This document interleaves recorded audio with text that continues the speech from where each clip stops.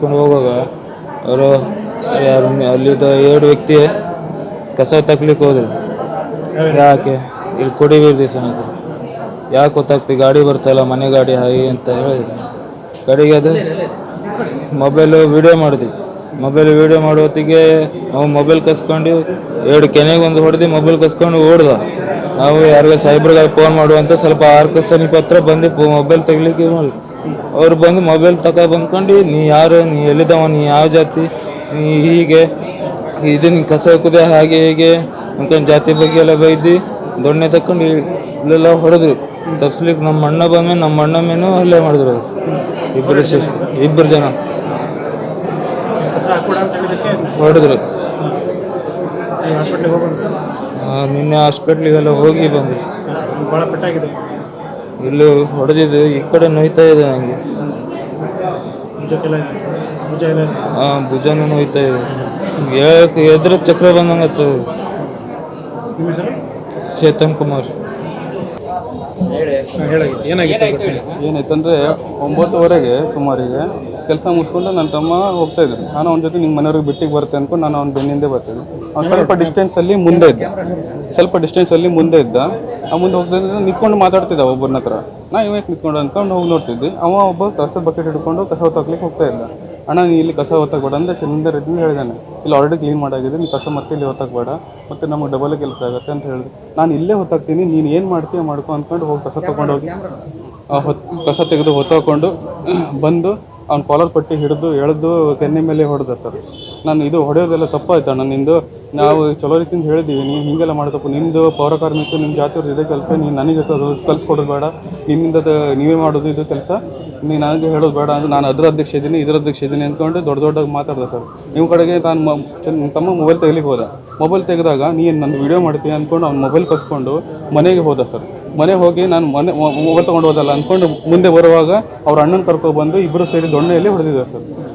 ಅವ್ರ ಅಣ್ಣ ಒಬ್ಬ ಇದ್ದಾನೆ, ಅವ್ರ ಅಣ್ಣನ ಕರ್ಕೊಬಂದು ಅವ ಏನು ಕೇಳಿಲ್ಲ ಸರ್. ಏನು ವಿಷಯ ಆಯಿತು, ಒಬ್ಬ ಬಂದು ಕೇಳಬೇಕಿತ್ತು, ಏನಾಯಿತು ಏನು ಜಗಳ ಆಯಿತು ಅಂತ ಏನು ಕೇಳಿಲ್ಲ. ನಾವು ಹೇಳ್ತಿದ್ದೀವಿ ಏನು ತಿಳ್ಕೊಂಡು ಮಾತಾಡಿ, ಹೊಡಿಬೇಡಿ ಏಕದಮ್ ಅಂದ್ಕೊಂಡು ಬಂದು ದೊಣ್ಣೆಯಿಂದ ಸಿಕ್ಕಾಪಟ್ಟೆ ಹೊಡೆದಿದ್ದಾರೆ. ನನಗೆ ಹೊಡೆದು ನಾ ಬಿಡಿಸ್ಲಿಕ್ಕೆ ಹೋಗಿದ್ದು, ನನ್ನ ತಮ್ಮನಿಗೆ ಹೊಡೆದಿದ್ದು, ನಾ ಬಿಡಿಸ್ಲಿಕ್ಕೆ ಹೋಗಿದ್ದು, ನನ್ನ ಬೆನ್ನ ಮೇಲೆಲ್ಲ ಹೊಡೆದಿದ್ದಾರೆ. ಇಲ್ಲಿ ಕಣ್ಣಿಗೆ ಬಿದ್ದಿದೆ, ಇಲ್ಲಿ ತಲೆಗೆ ಬಿದ್ದಿದೆ. ಕಂಪ್ಲೇಂಟ್ ನೈಟೇ ಹೋಗಿ ಕಂಪ್ಲೇಂಟ್ ಕೊಟ್ಟಿದ್ದೀವಿ ಸರ್. ಈಗ ಮತ್ತೊಂದ್ಸಲ ಸ್ಟೇಟ್ಮೆಂಟ್ ಕೊಡಬೇಕು ಕ್ಲಿಯರ್ ಆಗಿ. ಸ್ವಚ್ಛತೆ ಮಾಡೋದಿಲ್ಲ ಅಂತೇಳಿ ಕ್ರಮ ಆಗುತ್ತಂತ ಕಮಿಷನರ್ ಡಿಸಿಷನ್ ಸರ್. ಅಲ್ಲ ಈಗ ನಿಮ್ಮ ಕಡೆಯಿಂದ ಕ್ರಮ ಆಗ್ಬೇಕು ಸರ್. ಹೌದು, ಅವ್ರೇ ನಾವು ಎಷ್ಟು ಚೆನ್ನಾಗಿ ಹೇಳಿದ್ರು ಅವರು ನಮ್ಮ ಮೇಲೆ ಈ ರೀತಿ ಹಲ್ಲೆ ನಡೆಸೋದು ತಪ್ಪು ಸರ್. ನಾವು ಚಲೋ ಈ ರೀತಿಯಿಂದ ಇದು ಮಾಡ್ಬೇಕಂತ ಹೇಳಿದಾಗ ಬಂದು ಯಾಕೆ ಈ ರೀತಿ ನಾವು ಮಾತಲ್ಲೇ ಮುಗಿಸ್ಬೋದಿತ್ತು ಸರ್. ಆಯ್ತು ನಾನು ಇಲ್ಲಿ ಎಸೆದಿಲ್ಲ ಅಂತ ಮುಗ್ದೋಗ್ಬಿಟ್ಟು ಸರ್. ಬಂದು ಏಕಾಏಕಿ ಹೊಡೆದು ದೊಣ್ಣೆ ತೊಗೊಂಡು ಹೊಡೆದು ನಮ್ದು ಬೇರೆ ನನ್ನ ಮೊಬೈಲ್ ಸ್ವಿಚ್ ಆಫ್ ಆಗಿತ್ತು, ನನ್ನ ತಮ್ಮನ ಮೊಬೈಲ್ ಅವ್ನು ತೊಗೊಂಡು ಹೋಗಿದ್ದೆ. ಬಂದು ಮೊಬೈಲ್ ಕೊಟ್ಕೊಂಡು ದೊಣ್ಣೆಯಿಂದ ಇಬ್ಬರು ಹೊಡೆದಿದ್ದಾರೆ. ಈಗೇನು ಅವ್ರ ವಿರುದ್ಧ ಕ್ರಮ ಆಗ್ಬೇಕು ಸರ್, ಕಠಿಣ ಕ್ರಮ ಆಗ್ಬೇಕು ಸರ್. ನನ್ನ ವಿನಂತಿ ಇಷ್ಟೇ ಸರ್. ನಮ್ಮ ಕಾರವಾರ ಟೌನ್ನ ಹೆಗಡೆಕಟ್ಟೆ ಎಂಬ ಸ್ಥಳದಲ್ಲಿ ರಸ್ತೆಗೆ ಕಸವನ್ನು ಹಾಕ್ತಿರೋ ಸಂದರ್ಭದಲ್ಲಿ ನಮ್ಮ ಒಬ್ಬ ಪೌರ ಕಾರ್ಮಿಕರು ಮತ್ತೊಬ್ಬ ಕಚೇರಿ ಸಿಬ್ಬಂದಿ ಹೋಗ್ತಿರ್ಬೇಕಾದ್ರೆ ಕಸವನ್ನು ಹಾಕಬಾರ್ದು ಎಂಬ ಬಗ್ಗೆ ಒಂದು ಅವರಿಗೆ ತಿಳುವಳಿಕೆಯನ್ನು ಹೇಳ್ತಾರೆ. ತಿಳುವಳಿಕೆಯನ್ನು ಹೇಳಿದ ಸಂದರ್ಭದಲ್ಲಿ ಇಬ್ಬರು ಸಾರ್ವಜನಿಕರು ಅವ್ರ ಮೇಲೆ ಹಲ್ಲೆಯನ್ನು ಮಾಡಿದ್ದಾರೆ. ಹಲ್ಲೆಯನ್ನು ಮಾಡಿ ಅವರಿಗೆ ಅವರ ಕರ್ತವ್ಯಕ್ಕೆ ಅಡ್ಡಿಯನ್ನು ಪಡಿಸಿದ್ದಾರೆ.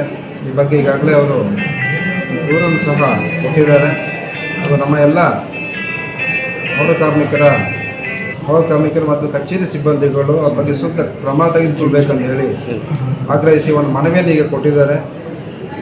ಏನು ನಮ್ಮ ಸಿಬ್ಬಂದಿಗಳ ಮೇಲೆ ಹಲ್ಲೆ ಮಾಡಿದ್ದಾರೆ, ಅವ್ರ ಮೇಲೆ ಸೂಕ್ತ ಕ್ರಮ ತೆಗೆದುಕೊಳ್ಳೋ ಬಗ್ಗೆ ಪೊಲೀಸ್ ಇಲಾಖೆಗೆ ಅವರಿಗೆ ಸೂಕ್ತವಾದ ಪತ್ರವನ್ನು ಬರೀತೇವೆ. ಆ ಮೂಲಕ ಅವ್ರ ಮೇಲೆ ಕ್ರಮ ತೆಗೆದುಕೊಳ್ಳಲಿಕ್ಕೆ ಆಗ್ರಹವನ್ನು ಮಾಡ್ತೇವೆ. ಸಾರ್ವಜನಿಕರು ಸಹಕರಿಸಬೇಕು. ಸರ್ಕಾರಿ ಕೆಲಸಗಳನ್ನು ಮಾಡುವಾಗ ಯಾವುದೇ ರೀತಿಯ ಏನಂದರೆ ಅಲ್ಲಿ ಕಸ ಹಾಕಲಿಕ್ಕೆ ಅವರು ಹಾಕಿದ್ದನ್ನು ಅವರಿಗೆ ಎಚ್ಚರಿಕೆ ಕೊಟ್ಟಿದ್ದಾರೆ ಅಷ್ಟೇ. ಅಂಥ ಸಂದರ್ಭಗಳನ್ನು ಸೌಜನ್ಯವಾಗಿ ಸಾರ್ವಜನಿಕರು ನಮ್ಮ ಇಲಾಖಾ ಸಿಬ್ಬಂದಿಗಳ ಜೊತೆ ವರ್ತಿಸಬೇಕು ಅಂತ ಹೇಳಿ ನಾನು ಈ ಸಂದರ್ಭದಲ್ಲಿಯೂ ಕೇಳ್ಕೊಳ್ತೇನೆ. ಮತ್ತು ಯಾವುದೇ ಈ ರೀತಿಯಾಗಿ ಕಸ ಹಾಕ್ತಕ್ಕಂಥದ್ದು ಕಾನೂನು ಬಾಹಿರವಾದಂಥ ಕ್ರಮ. ಇದರ ಬಗ್ಗೆ ನಾವು ಕಾನೂನಿನ ಕ್ರಮಗಳನ್ನು ತೆಗೆದುಕೊಳ್ಬೇಕಾಗ್ತಂತ ಸಾರ್ವಜನಿಕರಿಗೆ ತಿಳಿಸಲಿಕ್ಕೆ ಇಚ್ಛೆಪಡ್ತೀನಿ. ಸರ್ ವಾರ್ಡ್ಗಳಲ್ಲಿ ಈಗ ನಾಳೆಯಿಂದ ಅವರು ಕಸ ಎತ್ತೆ ಮಾತಾಡ್ತಾರೆ ಕಾರ್ಮಿಕರದ್ದು ಈಗ ನಮ್ಮ ಸ್ಟಾಫ್ ಬಗ್ಗೆ